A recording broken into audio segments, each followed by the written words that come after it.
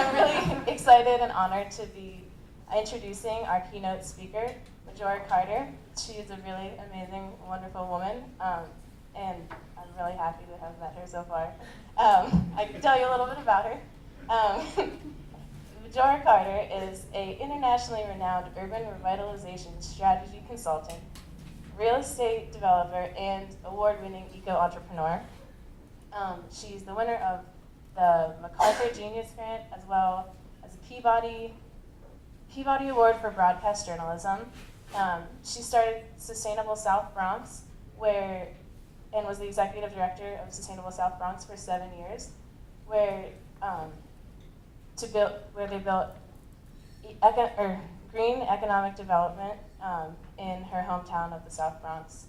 And since leaving Sustainable South Bronx in 2008, Majora has led the consulting firm Majora Carter Group, which works with communities around the country to bring these same green economic developments to other towns outside of South Bronx. So, please join me in welcoming Majora Carter.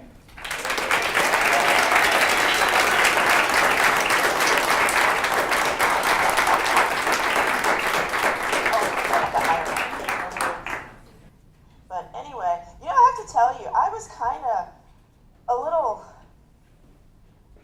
I was agonizing over doing this presentation. And not because, I didn't want, oh, thank you. I'm sure at some point I'd want that. But not because I didn't want to do it or anything, but it was just like, what do I say to y'all? Because here you are, a bunch of folks who have decided on your own that you want to change the world. Look, you're my people, I get that. And I speak to a lot of my people, it's not like that doesn't happen often. But I felt for this particular issue, because it is so much a part, people gotta eat, period. This is not like, a luxury. This is about what people do, how we sustain ourselves going forward. And I just wanted to be like, okay, so I'm dealing with some folks who are passionate about changing the way the world is. And how do I present to you something that is going to be useful as you go on your quest? And with what, I know from being a practitioner, like y'all, is that it's very easy to be passionate. It is. But it's not always easy to take those passions and put them into action. And I'm sure you've experienced it too, that sometimes there's more rhetoric than results in a lot of ways. And so what I felt like I really needed to show you was, without a shadow of a doubt, was that in order to take your passions and move them into actions, that what you need, and what you will always need, is a strategy. And all great movements happen, and they didn't just happen. Rosa Parks didn't just happen to be tired on a bus. It didn't work that way. Homegirl was an amazing strategist and worked with a group of people to make that happen. Okay? So I'm sorry, let me get off my soapbox, because I cannot stand when people talk about that woman that way. It's just like, excuse me, but anyway. I apologize. But strategy is something that I think we have to have. And so, when I was listening to y'all talking about what you do, the roots before I do that. So here's what I'm going to do. I'm going to show you this kind of strategy that I've been using for years. And it was really interesting because I do a lot of presentations around the country, around the world.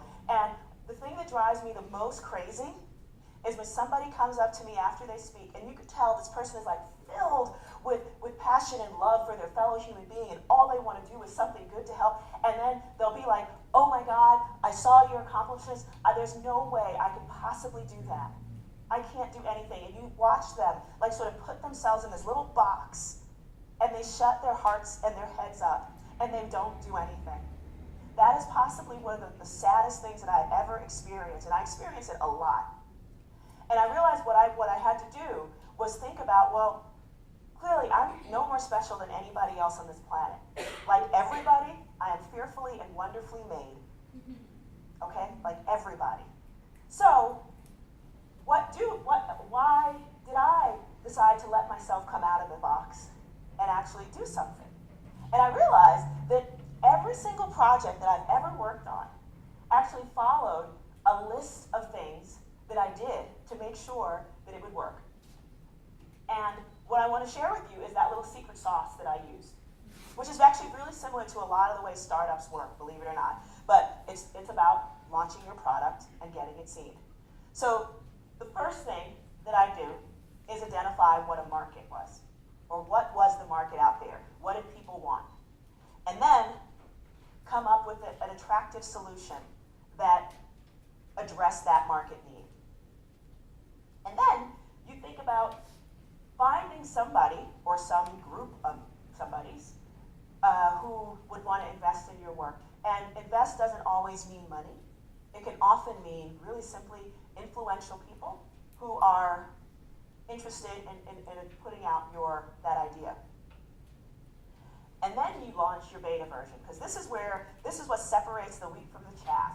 Like those who talk about stuff and those who do stuff. Okay? You launch your beta version. You get it out there. I don't even care what it looks like. You get something out there that wasn't there before. And then you watch how that beta version is used. You know, are people using it? Or are they giving you information, even sometimes without words, about whether or not they like what you're doing or not? And then, are you taking that information and then using it to make your product better, or your project better, or your idea, whatever it is, a little bit better?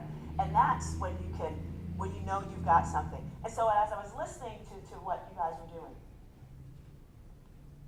Boulder Food Rescue did this, and did it really well. They identified the market need. People were hungry. Food was being wasted. What do we do with it? The attractive solution was, let's take it off the hands of these organizations, these markets, that are going to have to pay to have it thrown away anyway. So we took it off their hands. That's an attractive solution. And give it to somebody who actually needs it. The angel investment were those 5 volunteers who came in and were like, we will bike with you. Yeah, it wasn't no money, but they did it. And now they've grown. So that was their beta version. And they learned from the projects, and now they're refining it. And now, I bet, no doubt, that as they sit there and learn from the project, where they've got hundreds of people doing this project, now, where are they going to go from here? So that they can start this process all over again and be even more impactful. Because that's what this is about. It's being impactful beyond your wildest dreams. And then when you get to where you are, then you set yourself another barrier to break. That's what this is about. So what I want to do really quickly, I'm going to be pretty didactic about this. I'm going to try to be didactic about it, which is take you through some successes that I had using this model, and then one rather enormous failure, just to give you the example. And then what I'd like to do is see if we can work with you together and see if there's a project, if someone's got some idea here that we can sort of pull out and workshop together. That's what I'm hoping we can do. This is a big group, but I think, this is Boulder, so everybody's really nice and, polite. So we can probably do this together in a way that I wouldn't be able to do it in a bunch of other places, I'm sure.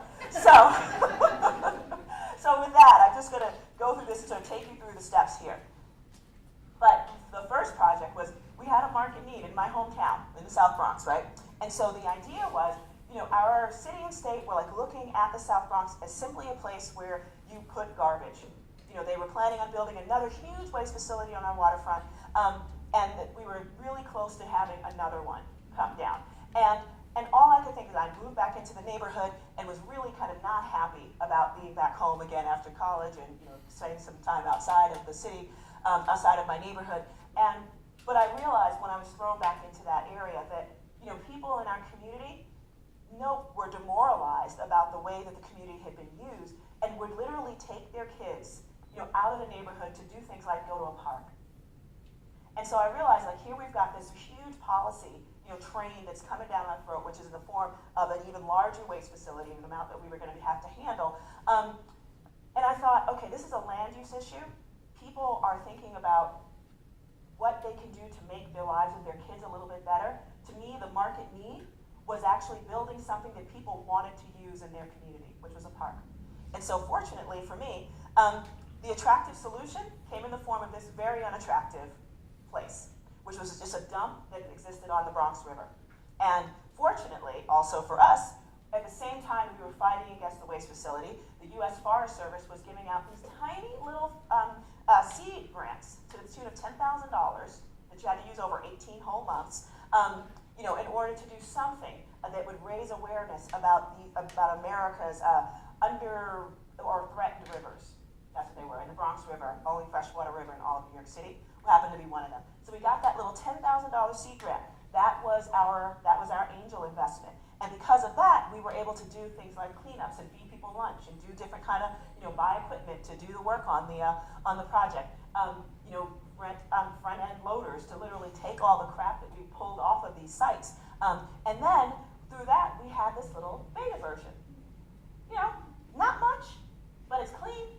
We had some willow trees, we found some planting, we had Bette Midler's group came out and one day brought like 80 volunteers with us and, planted everything. We were very happy. But then we realized that this beta test, wasn't really all it could be. Because we realized that we did not have the culture in the community that supported people using parks. The parks that we did have in the neighborhood were well known to be dangerous. Like as a little kid growing up there, I was told not to go to them because it was just like, that's where drug dealers hung out. So it was like, okay, that's not what you're gonna do. So what we realized, even though we totally scraped this thing, we realized we had to do something to program it. So that's what we learned and refined. That's where we are on the list. And so we brought down groups, environmental stewardship groups, boat building groups, folks that were offering canoe rides, just anything to get kind of activity at that place. And it was really kind of a neat idea to see people, because most people in the community had no idea there was even a river at the end of their block. But we having all this stuff really brought that home. But what really brought it home was the fact that because we had learned because we found this attractive solution, fixed it up a little bit, and then learned and watched and made it programmable, we were thus then able to say, look, here we are, and we became a very attractive site for the city to locate some money on it. And that's where we were able to go for the big bucks. And this is me and our then mayor and parks commissioner at the grand opening, at the groundbreaking for the Hunts Point Riverside Park, at the announcement that we were going to get a $3.2 million park renovation fund to redevelop that thing. And this really, I swear, this is my favorite picture in all of eternity, because as you can tell, I'm posing for this picture, and that's all I'm doing, because I'm like, you know what, my work here is done. Thank you very much. And I was like, y'all do the work now, and they did. But they went from this little beta version, directly into this. Well, not directly, it took a year. But that's how it happens. And it did become this incredible spot. But this is what happened because we were ready. We went through all the steps and made it so that you could not ignore us. And that's why we were able to become this little jewel, in our community that people, that is programmed up the wazoo, that people come, all from the community to see and really enjoy it. I got married there back in 2006 as well. That dog is actually the real reason why I ended up at that dump, because she was like this crazy 80-pound puppy who pulled me into this dump, and that was the first time I'd seen the Bronx River ever in my life either, and so I owe that little crazy dog my career. And there she is with her well-deserved national award for excellence in urban design. She passed away actually during Hurricane Sandy. At 14 and a half years old. She was my longest running relationship, even longer than my husband at this point. But that's okay. He's coming up on that 14 and a half years now too. So it's all good. Another piece, another market need that we had. I come from a place that up until very recently was one of the poorest congressional districts in the entire country. And so more than 25% unemployment rate. So what's the market need? Jobs. Straight up jobs. And so what was really interesting, and what we realized could be an attractive solution, was the fact that here we were working really hard to sort of set up this environmental and economic repository, regional sacrifice zone, called the South Bronx, and set it up as a place where the environment could actually flourish. And so, but what our city was doing was literally bringing in people to do that work. And we were like, that there's a problem. So perhaps if we could figure out how to train folks in our communities doing the work of environmental restoration, then perhaps we can get some of our folks employed doing that. And so we did. We started one of the country's very first green collar job training and placement systems. And so that was the attractive solution. Link jobs in the environment in a low-income community where nobody thought that would ever even bother to happen. It was like, proved you wrong. So anyway, so that was the attractive solution. And the angel investment came in the form of a congressional appropriation. We had a congressman who actually was talking about the environment long before most of his constituents were, which was kind of strange, but he was a good guy, and he really tried hard. And so when he found out about the kind of work we were doing, he actually gave us an appropriation to try out this workforce development model, sight unseen. And we were like, okay. And of course, our beta version, so that was our angel investment, and our beta version was this obscenely expensive, and I can say that now. It was obscenely expensive, 5-month-long job training program. And it was cool because, the folks learned all sorts of things, everything from wetland restoration, river restoration, learning how to do urban forestry management, green roof installation, learning how to clean up contaminated lands or brownfield remediation, all that good stuff, right? Brilliant.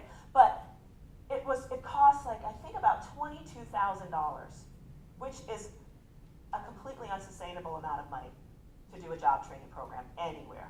And we knew that we would never be able to sustain it. We'd never be able to fundraise for it. And we would only, if we kept it that number, we would only be able to train just a small number of people. So that was our beta version, and we realized we had to really quick, fast, in a hurry fix it. And so what we were able to do was actually we did a lot of work, between the cycles, and we got that 5-month-long training program down to 10 weeks. And we got the cost down because we shaved off everything that was unnecessary in terms of, because we looked really hard at what are we training people to do, where were the jobs, and we trained them for that specifically. So it only took 10 weeks. And because of that, we were able to get people employed at this rate. And we were also able to get about 7 times more people employed and through our training program and then employed. So that was, so the beta test, we learned from all of our mistakes, which were well-intentioned mistakes, but they were, it wasn't going to help anybody, not for long. But it's this kind of training, this kind of placement rate that was really important because when we employed a person, and what's important about this number and what's important about this program is that we work specifically with people who had significant barriers to employment. So folks who were cycling in and out of the criminal justice system, folks who were in the social welfare system, in many cases, people who, hadn't really had much of a break in a lot of ways. And the whole point around that was that people were seriously thinking about, we had to train them not just in the hard skills of ecological restoration, but also the soft skills, like the job readiness, the, life skills, and, helping people to see themselves, as a leader. Or see themselves, as a team player. Or, the kind of things that, if you've grown up and you've seen your parents do this, or you've been in the workforce before in a legitimate capacity, and you've done this, but, or even little things like, how do you look busy when the boss is around? Make sure you do that. I mean, stuff that that people know, and people laugh at that, but but they don't, because they've not been in the workforce before. And so it's just like, no, you were last hired. Let's make sure that you're not the first fired. So those type of things that keep you in jobs and focused and in a place where you can support yourself, those are the type of things we did, and that's what was so important, impressive about that number.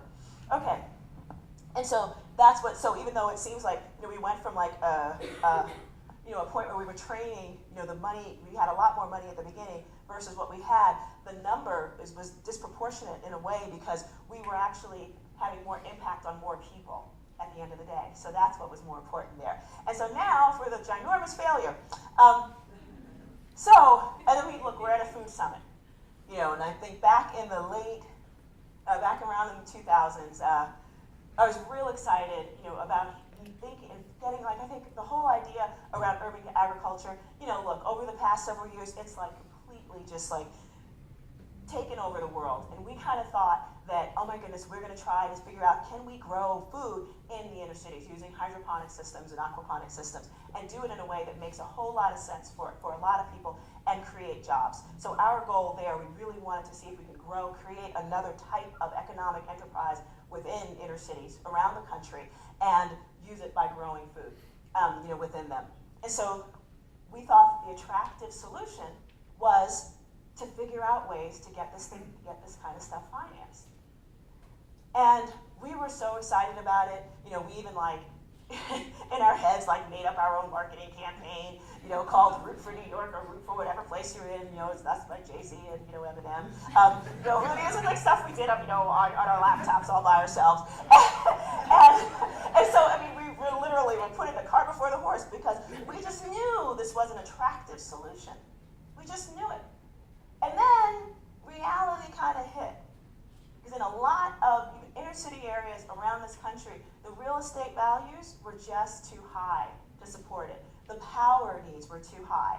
And especially when it came down to what our primary goal was, which was to try to create jobs in urban agriculture, we realized that the high-tech systems we were looking at were not going to produce any appreciable number of jobs. Just was not. Colossal failure. I spent tens of thousands of dollars trying to figure this model out, and I failed miserably. But it wasn't such a terrible thing because I learned. It was just like, oh, well, that's not really going to help here. There are other things that can help. And then we started looking at things like food manufacturing and adding value to produce and to actually doing the preparation because that's where the money is in a lot of different ways. And it was also really interesting because I realized that we're not ever going to go down that road again. I feel like we did a valiant effort, but since we were never able to get to the point where any angel investor was going to look seriously at us, we abandoned it. But what it did do was it really got me thinking about, well, what else can we do in those areas? What else can be done? And probably this is another reason why I was a little nervous coming to talk to you guys, was because as a result of my, sort of seeing the world of urban agriculture, in a profoundly different way than when I first started, I realized that it was also, I started looking at other groups and other companies that were doing it, I thought, in a really good way.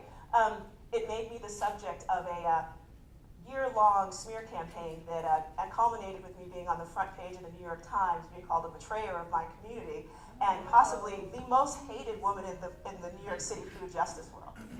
That's me. Guilty as charged. And it was because I took on a client that was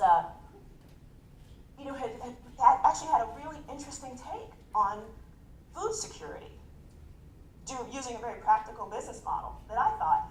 And they were planning on moving from one part of New York City. They expanded. They could not be where they were. They were coming into the South Bronx, and and they actually did. They had a subsidy package that was totally linked to job creation, which subsidy packages in New York City are almost never linked to job creation, which I thought was real. I was like, well, that's interesting. They must not have had really good lobbyists or whatever. But the bottom line is, it worked for our community, and they delivered food. It was an online grocer, delivered food directly to the doors of people, which in food deserts, which we have a lot of in New York City, that actually made sense. And a whole bunch of their price points were actually, believe me, nowhere near as bad as many of the quote-unquote grocery stores you find in crappy neighborhoods in the city. And the quality of the food was always better. And so, but there was a group that was really pissed off that they were coming because they had this very romantic notion that they could produce all the food they wanted, within inner cities. And I was like, I just spent $100,000 showing you that you can't. Seriously, use my example, take it, whatever. And they just weren't interested. And but anyway, I think I became a very easy punching bag, because then you could call me a sellout for actually disagreeing with quote unquote social justice activists, even though obviously that was my background. But I realized that it wasn't so much about, and another thing that I really loved about this company was that they took off the table, the thing that kills so many farmers right now, which is distribution.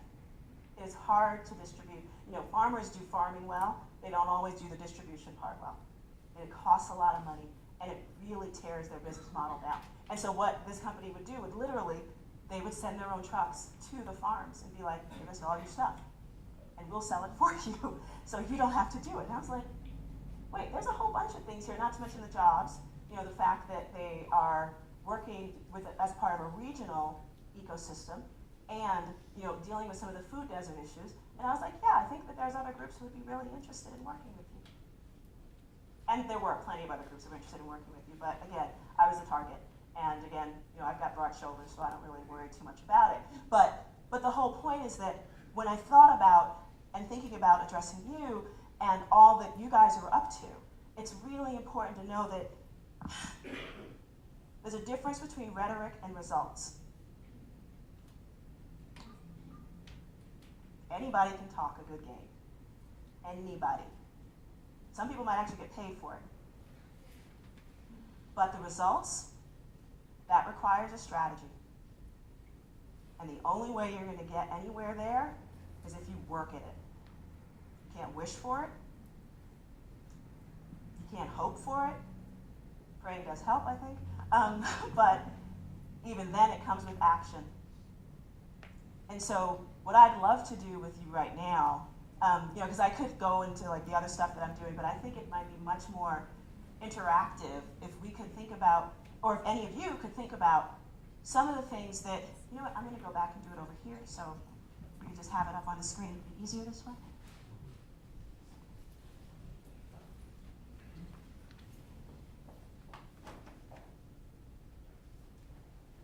And think about what are some of the ideas that you have. Is this okay that I'm doing this? Yeah. Okay, cool. That if you have, again, I know I'm talking to a bunch of really passionate people, so if you've got an idea, maybe it's one that you've shared, maybe it's one that you've already, put out there with a bunch of your people. Where along this spectrum are you? Would you like to share? And I know this is a public event, and maybe you all don't know each other, but whenever I've done this workshop before with other people that didn't know each other, often what you find is these alliances that come out with people that you didn't know even existed. And you can help get things done that way. So, unlikely allies in some cases. Oh, yay! I'll talk first. Oh wait, we got a mic for you, honey. I'm pretty loud, I used to be a teacher. So my name is Virginia Till, and I'm with the US EPA, Environmental Protection Agency in Denver, Colorado. And I really resonate with this because I think we have a program that's along the lines of following those steps. And I just wanted to tell you all about it, so I appreciate the opportunity. Thank you. So the Environmental Protection Agency started a program in 2011 called the Food Recovery Challenge. And it's a voluntary program, non-regulatory, and it's a program offered to any organization to reduce their food waste. And an organization can sign up as an endorser, so trying to get people to sign up and telling people about it, recruiting for it, or any organization can become a participant. And in Boulder, Boulder Food Rescue has become a participant, St. Julian Hotel, and also CU Boulder campus. And what the program is you set your baseline, so you determine where you are in your organization regarding food waste, and then you set your baseline goals, and that could be so many pounds of food donated, or it could be food waste prevention, which is what we like first, reduction, source reduction, or it could be composted. And then you enter your data. We have a voluntary database, or a free database. And as far as an angel investment, the EPA will provide technical assistance. And with the database, that is a solution for organizations who want to get the word out about their good efforts. You can produce a greenhouse gas equivalency report. So for example, if you composted so many tons or donated so many tons of food, that'll translate to so many gallons of gas off the road, or trees sequestering carbon, that kind of thing. And then also you can apply for national recognition, narrative, or data-driven awards. And me as a regional representative for the program, if you join the challenge, I can post your Facebook, or post a Facebook post on our regional EPA website. And I also have scales available for organizations who sign up if you want to do a waste audit. And as far as relating to this summit, it's very appropriate because, again, we encourage a hierarchy related to food waste. So first, reduce the food waste in the first place, and second is donate to hungry people. So, yay! And I really want to connect with restaurants and food pantries. This year I'm focusing on the restaurant industry. And then next on the hierarchy is donate to agriculture and industry, and then composting. Some organizations choose to do composting first, maybe that's easier. But it's a great tool and program for municipalities. A city could sign up as an endorser, a restaurant could be a participant, and I think it's a very good fit for this community. So thanks for the opportunity. I have a table, so I hope I didn't talk too long. Well, thank you for that as a resource. So you got a table in the back, right? I have a table in the back. Because that does seem like it's a good resource. Great. Yep, thanks. Thank you. Awesome. So does anybody have doesn't have to be a brand new idea. Okay. Do we have the mic? Thank you. Relay. My name is Geraldine Horton Harris. I'm from Denver, a resident of the Five Points community, and and so we are, Five Points is the fastest, well, 80205 is the fastest gentrifying community in Denver, with Denver being about number 10 nationwide. Five Points is at the top of that list. So I'm currently as a resident, initiate the renovation of Ms. Diesel Curtis Park, which is actually the very first park in Denver.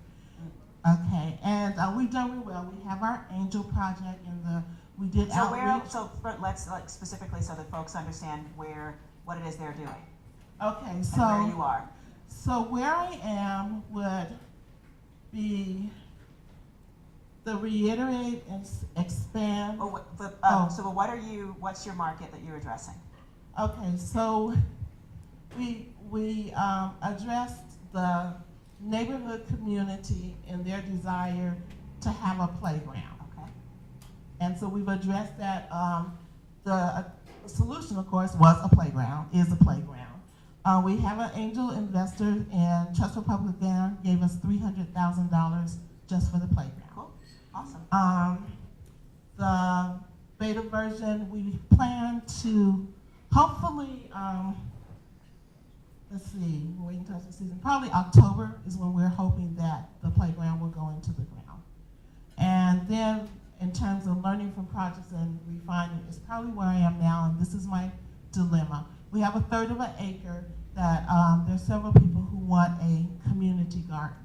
The park is located in between two housing projects, one with about 362 units, one with another 67 units.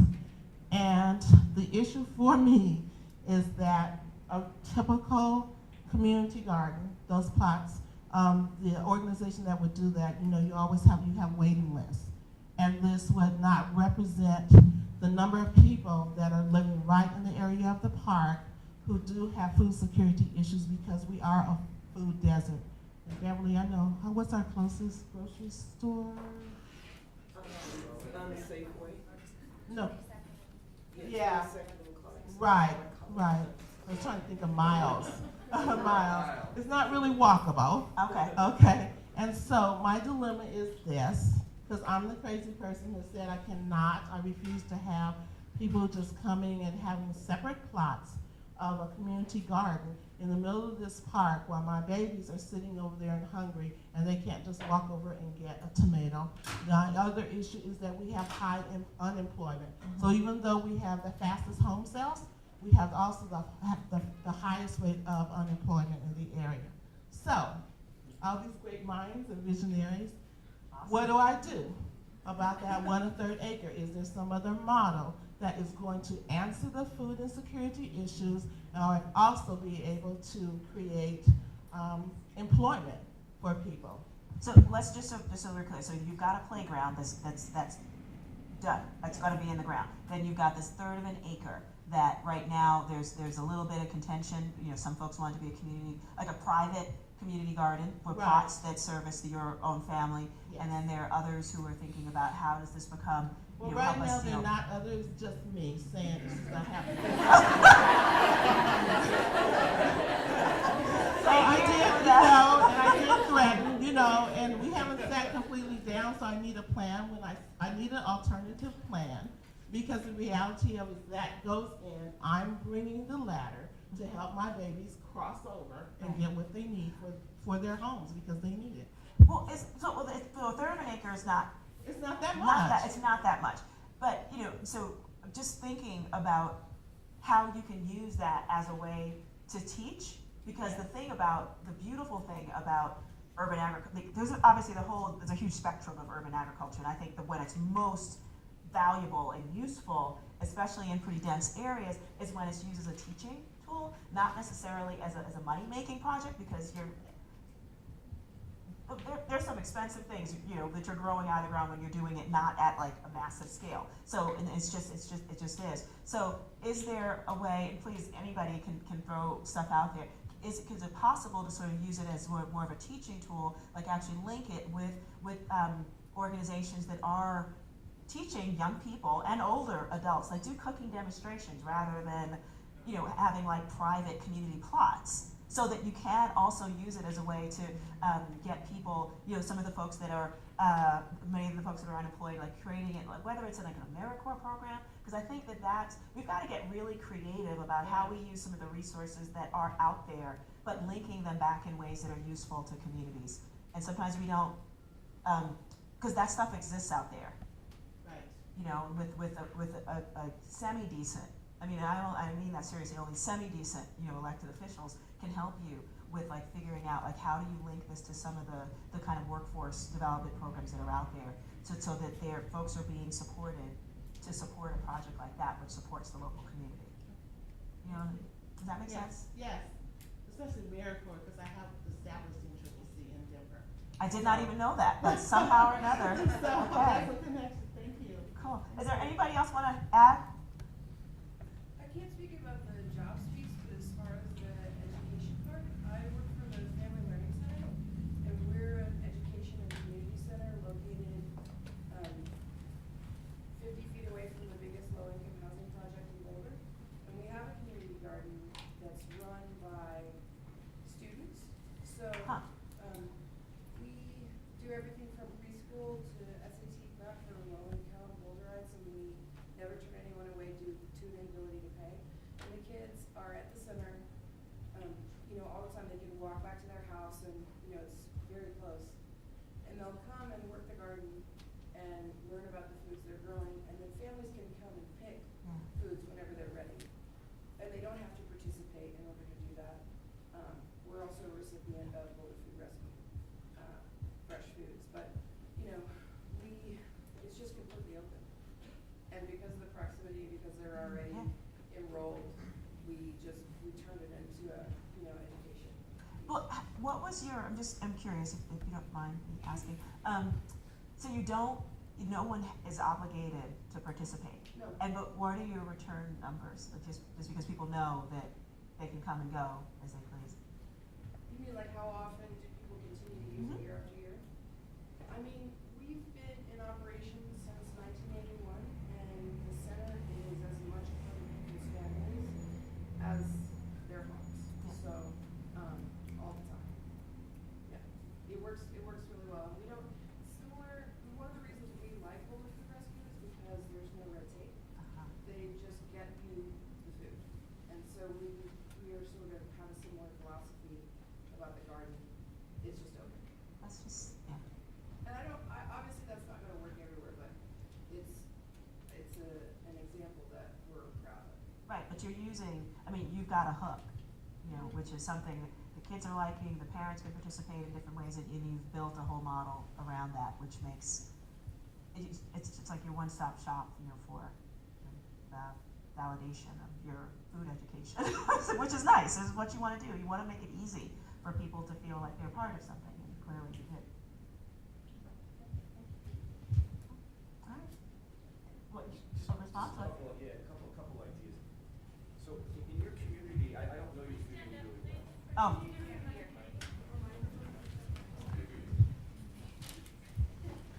So I don't know your community really well, but I'm assuming that there are businesses in your community that are looking for people who have certain skills. Might be a nursery, might be landscape companies, and just to add what she said a little bit earlier, is take that as a training ground and then utilize the fruits, you know, the fruits of that for maybe some kind of cooking demonstration or training.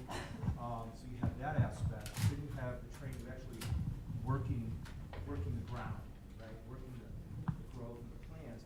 But if you can find a nursery or some kind of landscaping company in your community, I'm sure that they're looking for people who are trained in that community. So just another thought and idea. I just wanted to jump in here on this while we're in this dreaming process. I completely embrace what you said, Majora, about establishing that third of an acre as a demonstration learning plot. In Denver, we're going to be passing this legislation where yard farmers can establish farm stands where they're growing. Wait, yard farmers like in their in front their, yards? in their front Cool. backs, the entire yard, Wow. wherever you want to grow. Wow. Okay. But what I see is, this legislation is scheduled to go through our city council in June, and we feel it's going to pass. So what I see is an entity like that could be a learning place where people say, I want to do this in my yard, but I could sign up to volunteer yeah. for a season at this public farm, Right. because I want it to be called, this is just me, a public farm in a public park where it's a learning entity where you can learn how to do everything from A to Z, from composting to seed starting to the entire process. But again, like many have said, we link this to educational entities, we link to businesses Absolutely. in the neighborhood, That was really but good. we also link to the disenfranchised factions like people on probation, like both youth and seniors, to service learning orgs, etc., where we get all this linked to this plot of land, and then we have all this activity, all this learning that can happen. Seriously? Like, okay, did you see what just happened here? Give yourselves a hand. Thank you all. Like this, that was lovely. Thank you, and come visit it.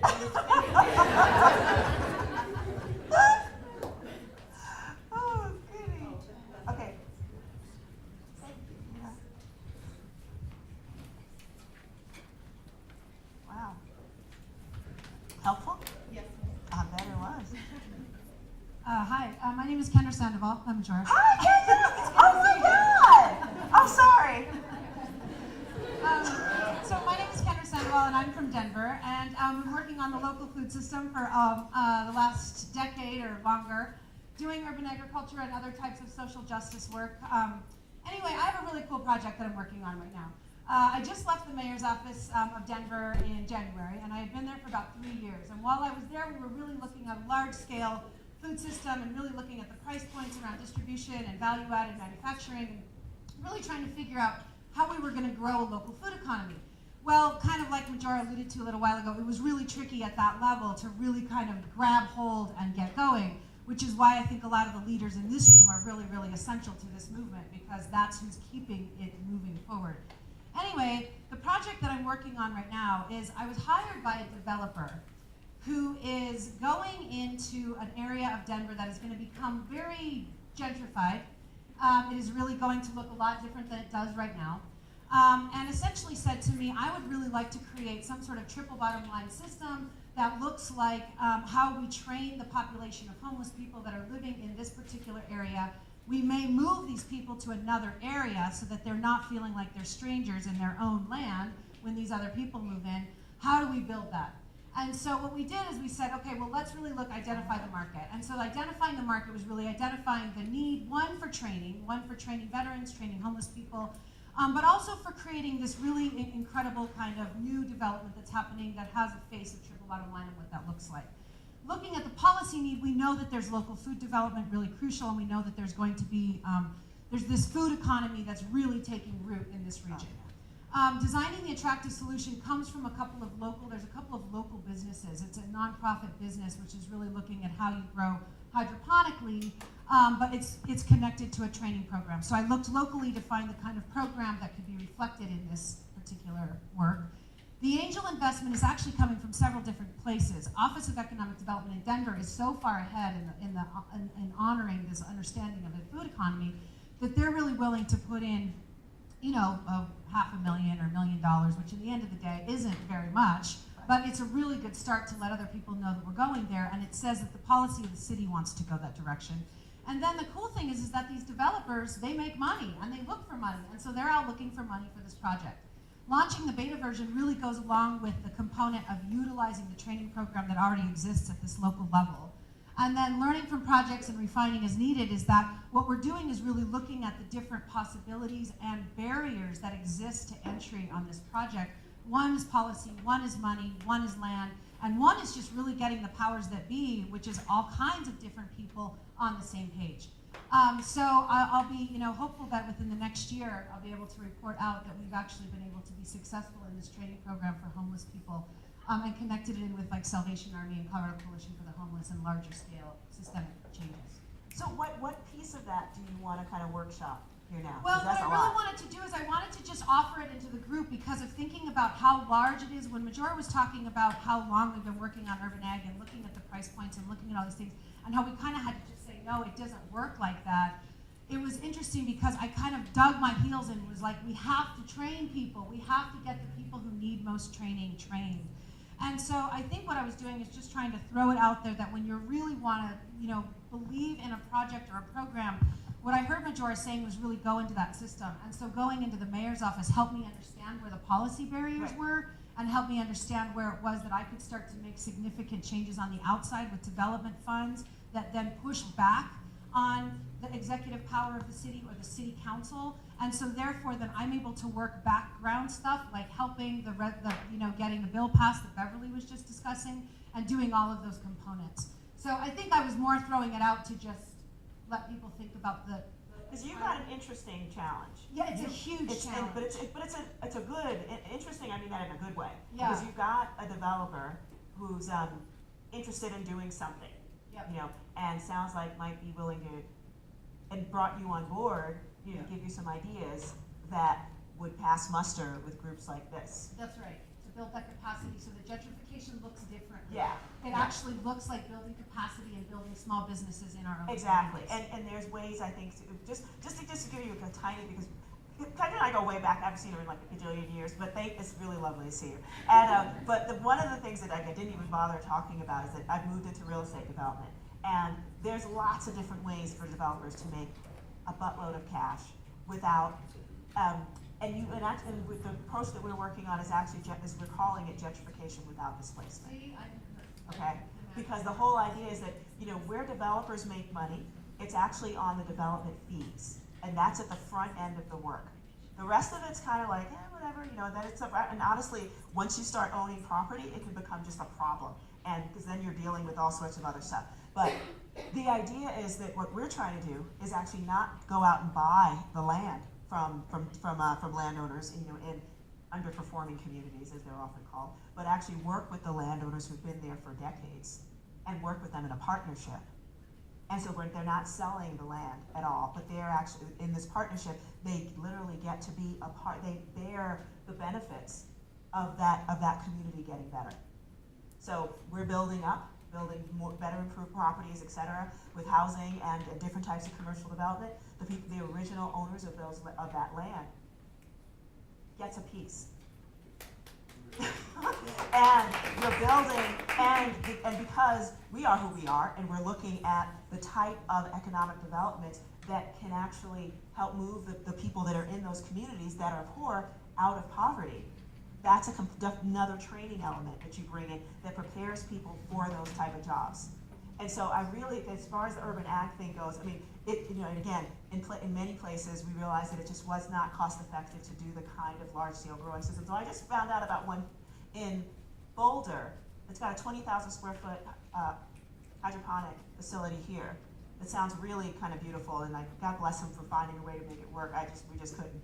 But it just seems like on the production end, on the manufacturing end, because we are this like serious food culture now. I mean, foodie, that was not even a word, a few years ago, and now everybody's doing it. So the fact that that's how you add value, you can train people to work in those, and especially when you're talking about people with barriers to entry. How do you meet them where they are, get them the training that they need so that they can actively participate and feel like they're a part of something that they weren't before. I mean, that's what building community is about. And so I think that's I'd love to talk with you more about that, but that's just a sort of a sideline thing. But think about, like, where are the other things? Because maybe it's not in the production. Maybe it's in the manufacturing of it in particular. But anyway, with that, I can't tell who's that hand's connected to. Oh, good. It's connected to me. Yeah, good. I'm Christina. I live in Longmont, and I have a question for you and you. I heard both of you say that you were working with people to train them, like the homeless population, and underprivileged folks and economically challenged folks, to train them to do these jobs. How the heck do you do that? That to me seems like an enormous task, because you're working with a population that has chemical dependencies and mental illnesses sometimes. I'm just flabbergasted at you even approaching that, and I'd love to hear how you did it, or maybe didn't do it, and what your challenges were. That's a great question, and I think really my answer to that is partnerships. That it's not going to be us who comes up with how those connections are for the mental health piece or the psychological piece or the psychiatric piece. We're really looking at the mental health piece. We're really looking at is the healing component that comes from doing the work with your hands. But I'm not going to rely on creating all of that programming. The thing that I'm doing is really looking at who does the training program, how do we partner with them, who has the development land, where are we going to distribute what's being produced, what's going to come out of it for value-added manufacturing, so that we create a pipeline that becomes a career. Because we know that everybody gets stuck in their life. And so it's like if we can help people get down the road more and more and more, building replicable systems, I think that's part of everybody's goal ultimately, is how do we build replicable systems. Yeah. And with us, what's interesting is, like, look, I think people who live in poverty, like, they do suffer a degree of post-traumatic stress disorder just in general, just because that's the stressors that exist there. Most of the folks that we worked with, and because I want to be clear that there were obviously very different levels of folks. We weren't dealing with people who were, severely mentally challenged or with major chemical dependencies. We were just trying to work with folks who just couldn't get a break, which is an enormous number of people. And I'll just never. It's not a funny story, but I'll tell it to you anyway. It was like when I was working like deep only pretty much in the green jobs work, and so I remember it was actually just right around the 2008 primary, and I got this call from some think tank in DC, and they were just like, and it was right after the South Carolina debate, and what's his name? Well, definitely Obama and Hillary Clinton, and who's the other guy? Edwards. They all three of them started talking about green jobs, and I'm like, oh my God, they don't even know what they're talking about, but that's okay. And they're talking, and so I got a call from somebody, from some think tank in DC, who was just like, so, Miss Carter, how are green jobs going to help crack addicts? And I'm like, crack addicts have other issues that we have to deal with, but it's not getting them a job. So, I mean, I want to be clear, as we start thinking about what are our markets and what are our needs, don't lump everything together in the same thing. Okay, please don't do that because it hurts everybody. Okay, especially the ones who are out there trying to really focus on a project, and then people assume that you have to do everything, and that's just not true. You will kill yourself, and you will kill other people, and you won't be liked. And whatever.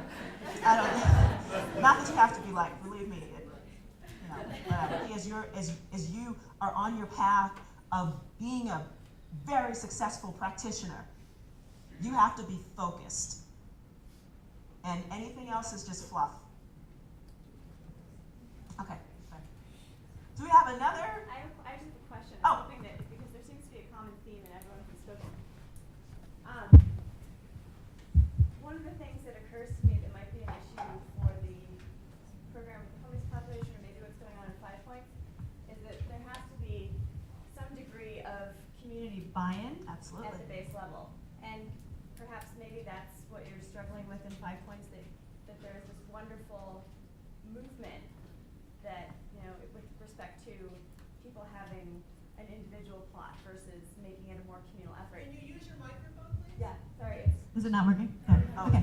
So, so it may be a common theme. And how do you, at the very, even if you've done this whole list and identified the need, could you speak a little bit to getting that community buy-in so that people understand that maybe the communal effort is Right. better than the personal because change can be scary? Right. Oh no, and change is scary, and that's why they call it change. I'm sure in some language change means scared, but I don't know where it is. But the thing is, especially when you're, no matter where you are, that community buy-in is a part of your attractive solution.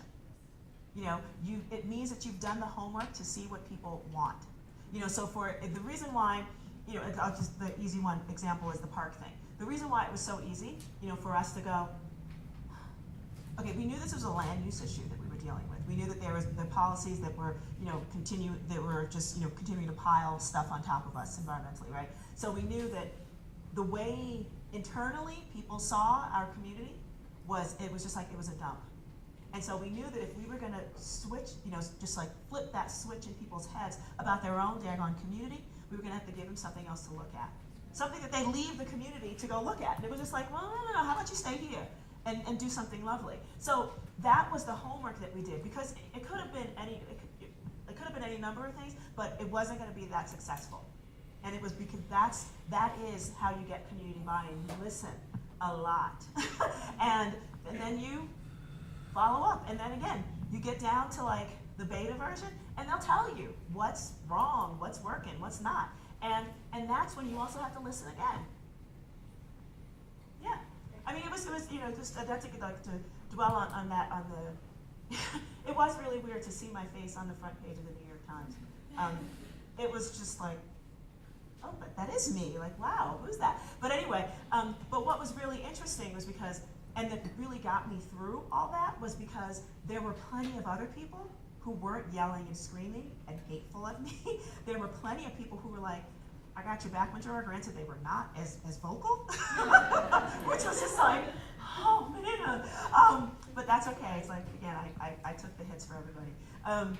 But that was the thing. Is like I was able to be like, okay, I could stand up here proudly because there are plenty of folks who absolutely want this. And that was that. So as difficult as it was for me personally, I was like, you know what? I'm not just here for me. Like I have a job. Like I'm not food insecure. I don't have to worry about these things. Like I really don't. But the folks whose organizations are based on trying to support people are the ones who are saying like, this is actually a good thing and we want to work with this. I was like, okay, but so you guys come and step on me so that they can do their work. That's all. Happens. Hello.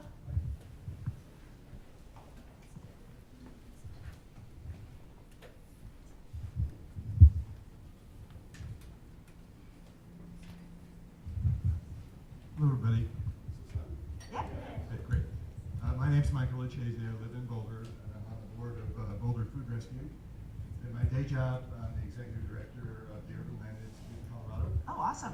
Which maybe a member, I hope you are. Not Colorado, but I'm gonna tell you- I love your work. Good. Well, I'm going to tell you, we're going to have you back to speak to our organization. Cool. And for those of you that don't know ULI, you should. It's a brilliant organization with chapters all over the country, but go ahead. Sorry. So I want to tell folks about a couple of things that we're involved in and a couple of things we're peripherally involved in. Maybe there are people in the room that are really doing some of this stuff that can tell people more about it. We've done a fair amount of work in 5 Points, and there's some development happening there with ULI members involved, so I hope that the 5 Points person finds that beneficial to their community. A big thing we're working on now with the Colorado Health Foundation is on the subject of building local places. And that really brings together all the elements of the community around public health and personal health of individuals. So food is a key component of that, and food deserts are a big issue.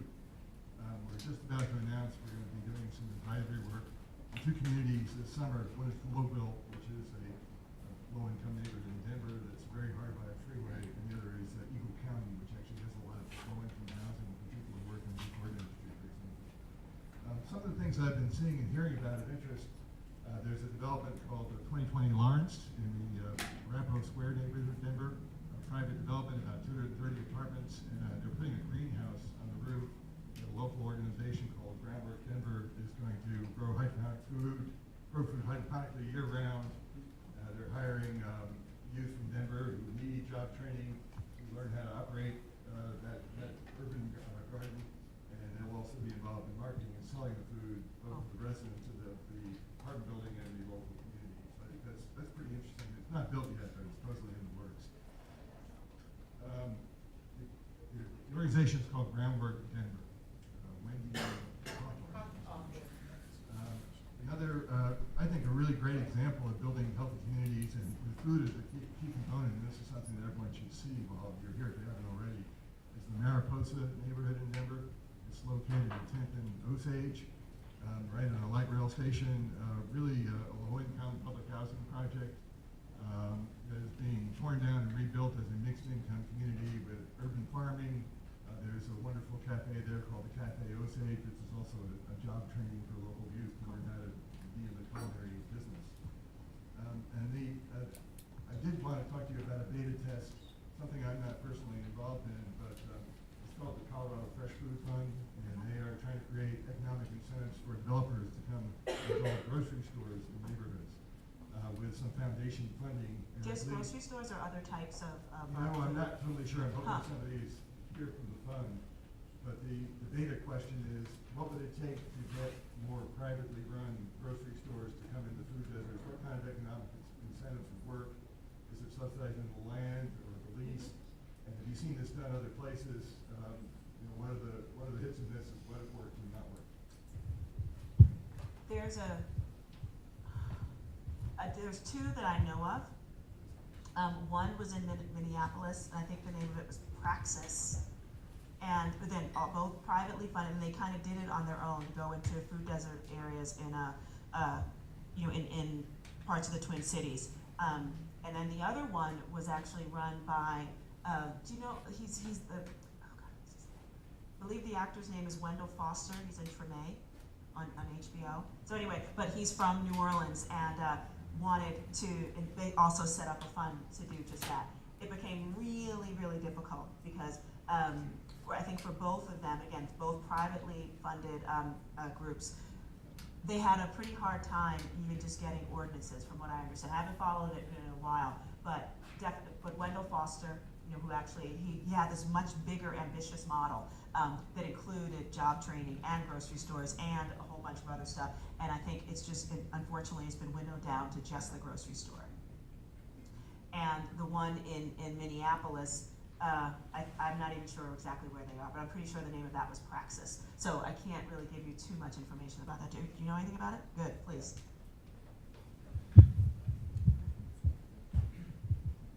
Hey, my name is Kyle Heelsman, and I work with Denver Food Rescue and Boulder Food Rescue in the past, and various other groups. And something that Beverly and I have been talking about in 5 Points recently, and just approached the Fresh Food Financing Fund, was the idea of doing a buyer's club model in some low-income housing sites in 5 Points specifically. And the idea we borrowed from the Detroit Black Food Security Network. And essentially the idea is to bring in people where there's barriers, there's transportation barriers to actually accessing grocery stores or other barriers such as physical disabilities. And actually having a group of people come together and collectively bulk order food through a place such as United Natural Foods Incorporated, for example. Bulk ordering food and then bringing all of that food back to a low-income housing site and then distributing out to individual people. And this is a really effective model of one, getting low-cost food into an area, but also to get food to where people actually live. And so instead of dealing with the transportation barriers or the other various barriers that exist, the question is, what if we actually work inside the low-income housing sites? And we want to match this potentially with some of the work we're doing with Denver Food Rescue of actually creating a free grocery program at the site, of bringing 200 or 300 or 400 pounds of fresh produce and then having everybody at a low-income housing site get a bag or two of produce and then supplement that with low-cost, non-perishable foods. So get in touch with Beverly or I, and we're talking about working with Groundwork Denver to get youth employment projects involved in this as well. So more to come in the next few months, but there's some big things on the move.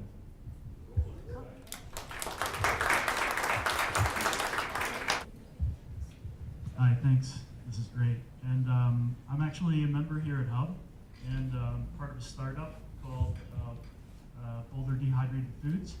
And what we're doing is addressing the need for locally grown food and the resiliency of our food systems and the food that we eat. So the way we're doing that is a couple of different ways, but essentially we're looking at, we grow in Boulder County about 5% of the food that we even eat. So a lot of this is imported. A lot of food that is rescued, I'm sure it comes from, 90% of it comes from, California or even other countries. So how do we grow our own food and how do we support those systems? So we're creating and I'm raising capital right now to get a dehydration center going that will dehydrate about 2,500 pounds of fresh produce, organic, in an 8-hour shift. So the potential for this, for supporting local organic farmers is amazing. So you're just so that I'm clear. Yep. So you're working with farmers from outside of the city limits and then bringing the food to dehydrate it in the city. Well, the goal is to work locally with local organic farmers. Okay. And once that basically supply chain is saturated, to Forgive go my reach. ignorance. No, go ahead. Please, I apologize. So how local are farms to the city? We have farms within just a few miles of Boulder. I mean, yeah, we have lots of local organic farmers. Cool. And you talk about the Boulder, farmers market, which is one of the biggest ones in the region or the country. Yeah, so I mean, so it's that close. Okay, it's that cool. close. It's that close. So it's not even regional. It's like local. Yeah, exactly. That's cool. So we know that we don't even have enough local supply to feed this this project once we get it going. So right now, what we're trying to do is raise capital. I've raised about $120,000 of the $250,000 that I need to actually start the project. Right. And what we're going to do with that money and that food on the other end is, what's the market for that food? Well, it's for large ingredient and flavor manufacturers. It's local restaurants and other local consumers. And we can make retail products like camping food and baby food and all kinds of different things. So we're kind of in this angel investment stage. We're actually doing grassroots investments, so getting local community folks to invest so that they can actually get part of the return on this very profitable model. And so we have a really good economic engine to support this whole thing, because as you know, there's a huge component of the finances and the economics and the cash flow. So how do we solve all these other problems like distribution? Majora talked about some of those things. I'm sure we're going to find those things. So beta version is kind of an interesting scenario because this is so capital intensive that, once we're going, we don't really have a lot of room for failure. So beta is really not an option, but so I'm going to go with alpha. But what we're really going to do, I'm sure once we launch, we're going to be going through testing of products and how to refine them and what our markets are going to be. So I think that's going to be more along the lines of what our beta is going to be. So essentially right now, looking for a facility, an interesting outcome of the marijuana policies in the state is that it takes up a lot of the the manufacturing facility that we're looking for, so the price of that inventory is way down. So that's a challenge for me, and also I'm looking for people like general contractors, architects, and people to build this out. So I'm really close to starting. I'm ready to put deposits on equipment and things like that, but looking for the rest of that capital and the human capital too. Well, on the other side, so because you mentioned, I thought really interesting things you said. You know, there's restaurants who want your stuff, as well as you're also going to manufacture it yourself, like for camping, and name all the who are your customers. Right. So when you go from that local centric diagram from local restaurants and even local other food manufacturers who use this product and their ingredients, and then you go to wider area to more regional producers, and then international producers of baby food, camping food, things like that. We can even make our own retail products and sell those. So really what I'm talking about is a wholesale or industrial kind of model, but we can produce, what about Boulder camping food? And Boulder has its own cachet in itself. And so there's a whole profit stream in that flow. So what we'll be doing is going exclusively organic. So if we talk about basically creating healthy soil that creates healthy food that helps people become healthy, and the interactions that we can do in a regenerative way. How do we do that? Well, this is a really attractive solution to do that. Yeah. So do you have your letters of intent or for folks who want to purchase your product, as well as because I'm really intrigued by the fact that you could brand this thing. Yeah. That's incredibly intriguing. Right. And so it's a wholesale brand and a retail brand. So Boulder Dehydrated Foods, it's almost like an Intel Inside sort of model saying, okay, if we're inside your food, you have a higher value than if somebody else is in your food. Totally. Yeah. Yeah. So is that something you're actively working on? Oh, so the LOIs, yeah. So I recently came from Expo West, which is one of the biggest natural products, what do you call it, expos in the country. And they essentially, we're looking at some really large suppliers that could max out our capacity right off the bat.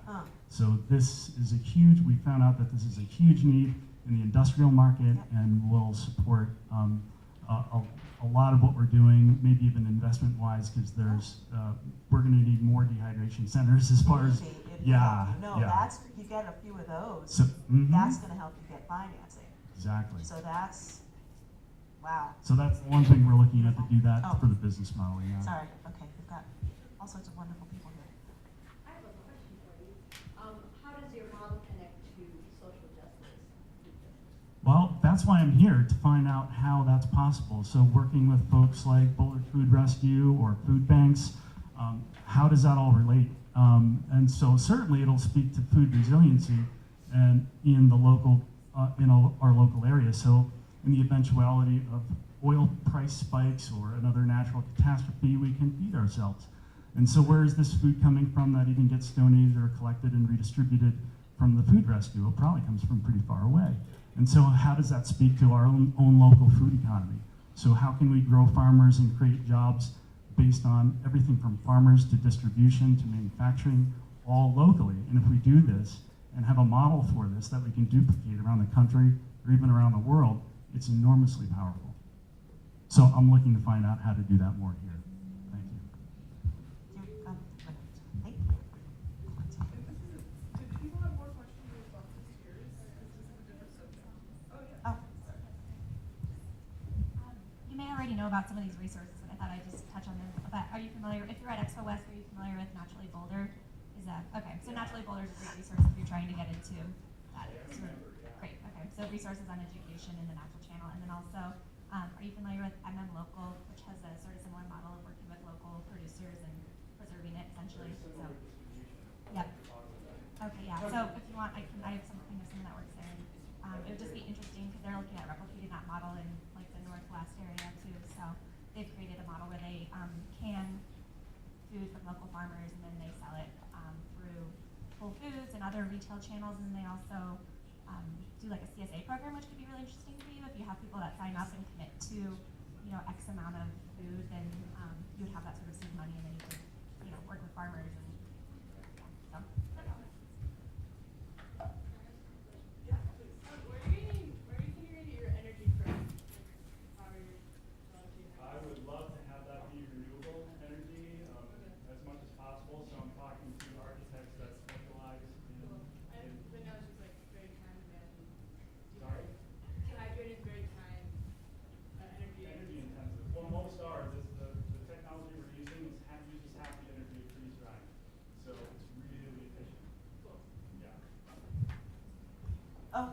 I have the power for just a moment. Have you looked at crowdsourcing for funding? I have, but I found that that's less optimal than doing grassroots funding. Number one, because all that money comes from and goes out of the area, and I like to keep it local so that people can participate in the equity of the company, and then those profits can go into local areas and go circle back into the community. I appreciate your response to that crowdfunding. I am actually a part of a project right now, and we're starting a crowdfunding site specifically for food and farm projects. It's going to be national. We want to focus on keeping money locally, though.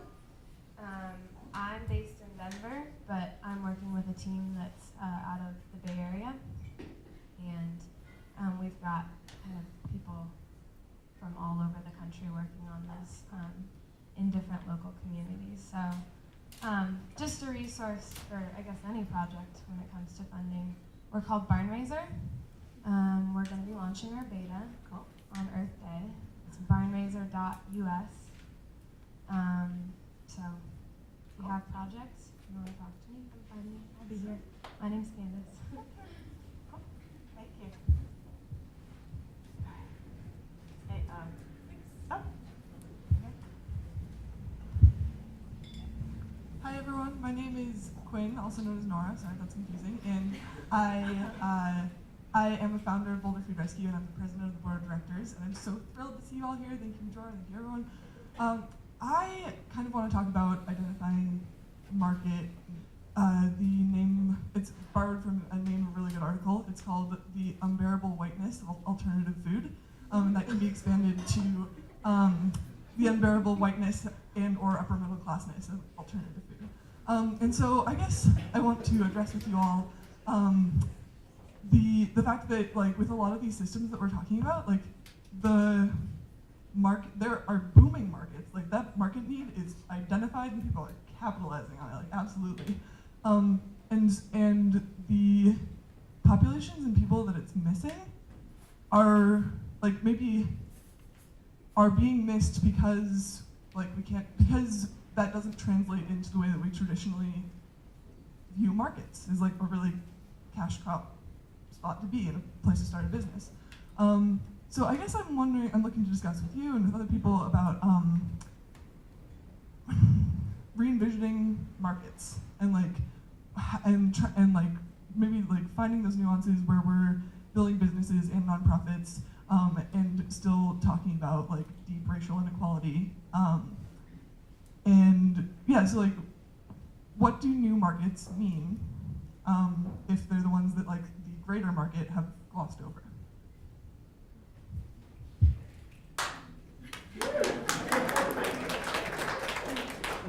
They're still markets. I mean, that's the thing. I mean, if you took all of the money in poor communities around this country, you'd still have, I mean, it would be the GDP of like many countries combined. So that's our spending power. So it's not like we don't, I mean, that's one of the problems. We don't save, we spend, which could be good. But yeah, I love the fact that you're like, let's meet this, head on. How are we creating new models, new businesses that actually do take advantage? It sounds really bad, but it's actually not. Because when you're talking about circulating local dollars throughout your economy, I think that's a good thing. I'd rather spend it, I'd rather have my money go out and then come back in that way again, because that's what's important. So, but thank you for raising that. Okay? Oh, no. Thanks. My name is Annie. I've been a farm worker here on the farm range for a couple of years, and so I'd love to respond to a bunch of you individually. One cool thing I learned about to talk about the homelessness issue was a project in Portland called Dignity Village. Yeah, so we'll look that up, it's awesome. And then to address our friend who lives in the 5 Points, I'd love to talk to you, and then about the issue of finding food to dry. There's a huge issue on farms for gleaning. A lot of the food that we don't pick in the farms because it has one little mark, we chop it and leave it in the field. So it would be awesome to create crews that go out and glean because the farmers aren't going to pay us to pick food that we're not selling. So that's a whole nother cool thing. So I've been thinking about all this food stuff for many years. And a big market for me is public schools. The issue, there's tons of issues, but one is a lot of things just aren't connecting with students, and I really find that gardens are going to be the place that students can learn so many things. They can learn history, they can learn math, they can learn science, they can learn about community, and you can learn skills, life skills, how to cook, how to do so many things, how to make a friend, how to care for, like when you learn to care for a plant, you can learn if you want to be a pest or if you want to be a companion. And that can translate how you want to be in your community. And so my attractive solution is to teach permaculture in high schools instead of home ec. Because I learned home ec, I learned how to bake cake. Sorry if anybody's a home ec teacher. I think it'd be really cool to develop like science classroom where you have classwork all year round in the schools. Like you have your home base where you're learning the permaculture principles and you're taking that, you get that full certification of permaculture, that 72-hour certification. So when you come out of high school, you have a permaculture certificate.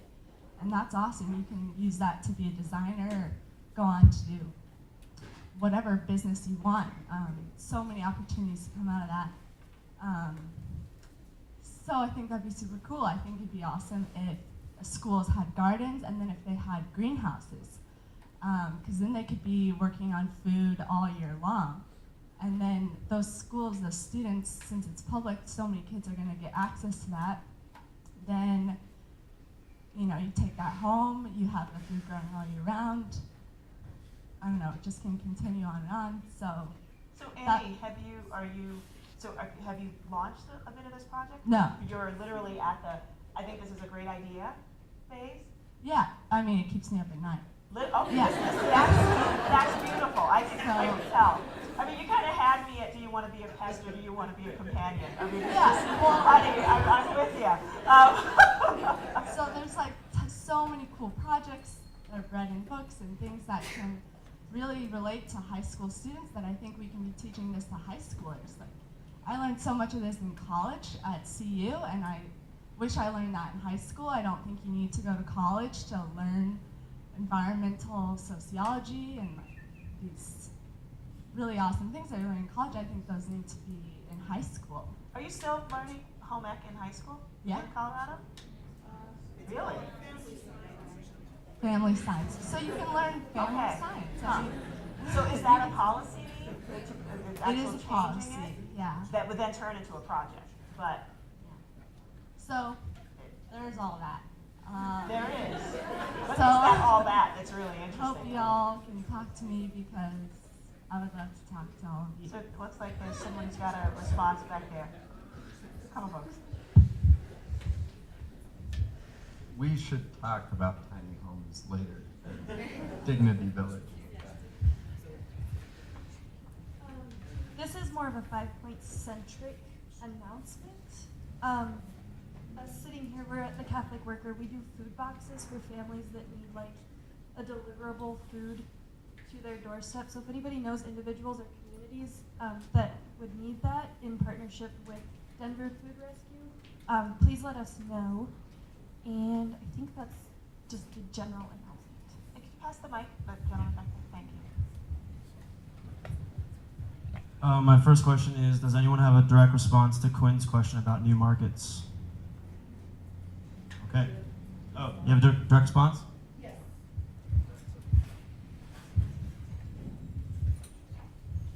Okay,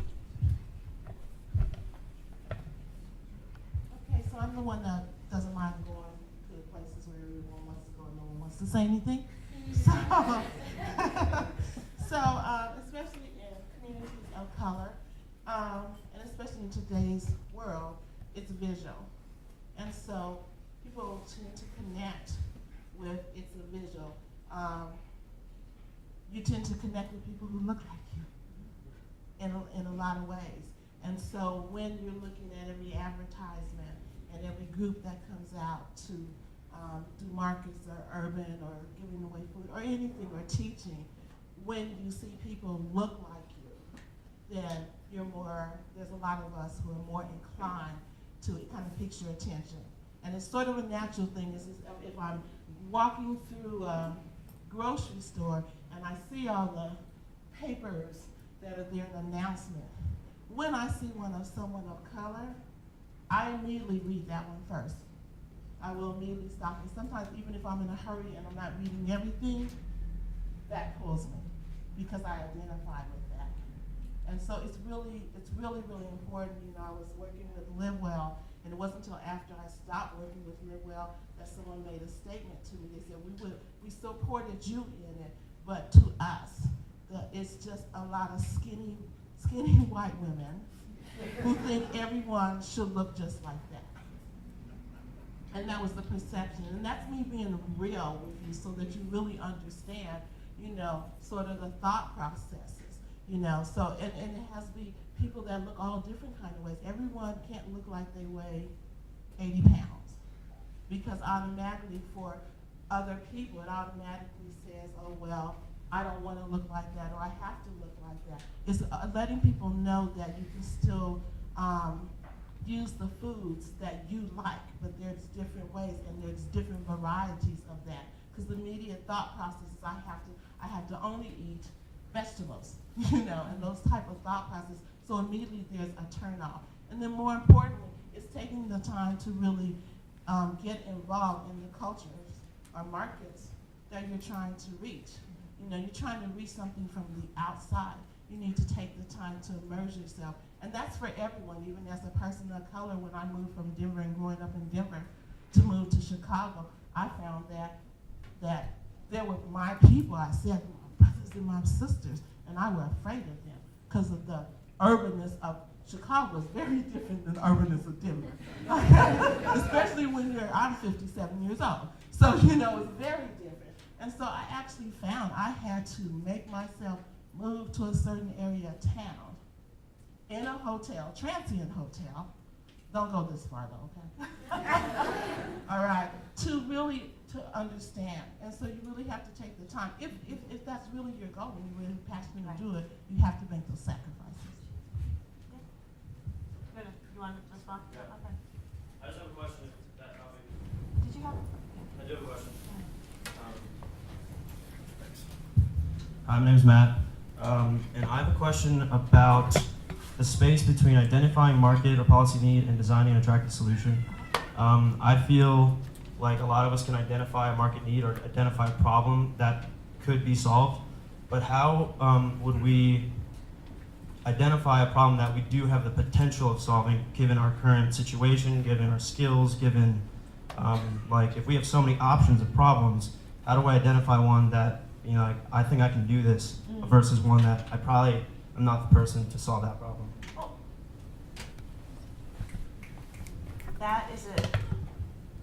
that's deep. But seriously, I mean, this is where you have to like sit with it for a moment. And you have to, because the interesting thing, like I dated this guy once, he was a horrible person. I'm sure he had lovely things going for him, but he really was not a nice person in a lot of ways. But one of the things that he told me that was the coolest thing, and the first time I heard him say it, I was like, he's just being horrible. But I realized he wasn't. And it was just like, he said to me, you know, Majora, you do the things you do because you get something out of it. And I was just like, oh, that sounds so selfish. But the bottom line is, actually, I do everything I do because I love what I do. I love what I do. And I do get something out of it. And that is what should be that thing that makes you go, you know what? Yeah. There's 50 million thousand other things that I should be doing, but the thing that like feeds me, that's gonna, who's the lovely lady who's like thinking about turning home ec into permaculture? You know, what keeps you up at night? Is what you should do. I'm sorry, it's just like because you can live your life in this way where you're constantly just trying to like live off the fumes of what people think you should be doing, or you can literally root yourself in the possibility of what you can become and what you can take all the beautiful fierceness of you and the world that you can create and turn it into something that's going to make something more fabulous for other people. So that's what you do. Okay?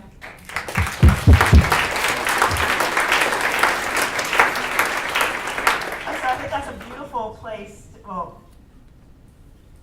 to kind of thank you for taking us there, because this is about where are you going to go? Like this is just a little taste of a very practical tool that I use that's going to allow you to like build an elsewhere that's cooler than anything you could possibly ever imagine. But take yourself there. Like, be uncomfortable. Get comfortable with being uncomfortable. I guarantee you will be. You know, when you stick your neck up, when you try to do something a little bit different, you will not please everybody, but you will please many. And pay attention to what's going on around you and respond to those needs with the brilliance that you were all born with. So thank you very much for being here.